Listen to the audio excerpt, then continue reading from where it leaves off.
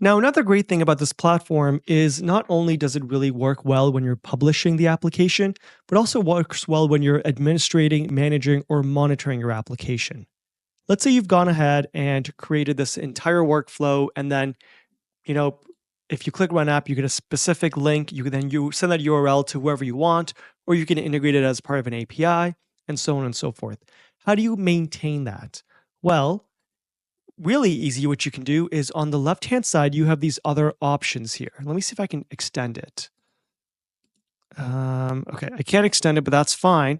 What I can do over here is go over here. So this is the API, which we've already gone through. But if you go over here, you can see the workflow logs. So you can see each time that this workflow has run, what the status was, how long it took, the number of tokens it took, and what the end user was, which is a unique identifier that separates it by computer. You can also click it and see exactly what they ran. So in this case, this is what we just ran in the previous video. This is the result we got. We can see more detail on it, the input and the output. And we can also see the tracing as well. So we can see the individual tools and components that were called and the inputs and outputs of each component.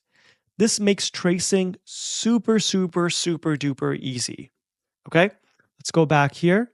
Let's go to another one, test agent. This is the one we've used a lot, so you can see a lot of different logs here. If I click one of them, for example, I can see the actual conversation that happened. And then for each return of the conversation, I can click this button to get the log detail, to again get the detail and the tracing as well.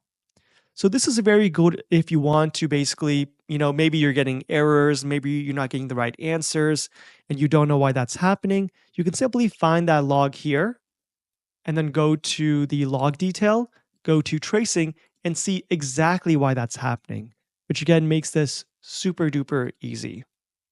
Okay, so that's how you can use logs and log tracing to kind of get at exactly what's going on in your application. One other thing you can do over here is the monitoring tab. Here you can basically see how your service is doing. So you can see kind of who's using the service.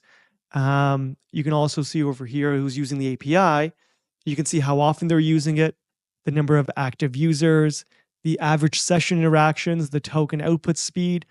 So these are basically like great monitoring tools to have for your disposal. And it's not just relevant to test agent, you can also use it for other things as well. Like if I go back to my workflow here and click monitoring, I can see all of the things I need to see here as well. What's very important here definitely is token usage, because this relates to kind of how much price or how much cost your tool is incurring. All right. So this is a great tab to use as well. Again, this platform makes it super easy to do anything related to publishing, monitoring. It's just kind of, as you're developing, it's ready to go. You don't need to worry about anything like that. If you were to do this yourself, you would need to set up your own infrastructure for logging and tracing, which would be very difficult. Again, tracing is honestly one of the best things here. Being able to look at a log and see exactly what's happening is very cool.